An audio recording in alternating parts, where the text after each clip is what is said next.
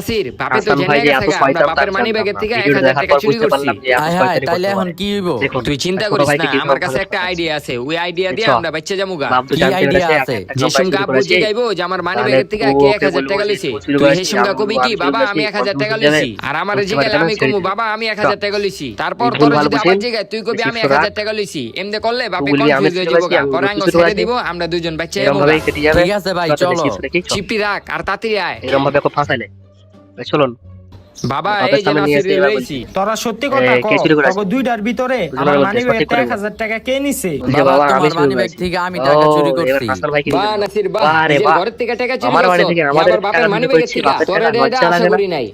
হ্যাঁ? আমি বুঝতে পারিনি যে হাসান ভাই এরকম ভাবে ফাঁসাবে। এদিকে আয়। আরে হাসান ভাই কিন্তু হাসান, চুরি করতে তুই যে বলেছে একটা টাকা। লাঠি লয়ে এত আমি যখন আচ্ছা প্রথমে বাবা দেখলাম, লইতাছি। লাঠি বাপের ফাইন মানি ব্যাগ থেকে চালাবে। টাকা চুরি করো? দেখুন ও আর টাকা চুরি মাই করবি? গড, কমেন্টে জানান।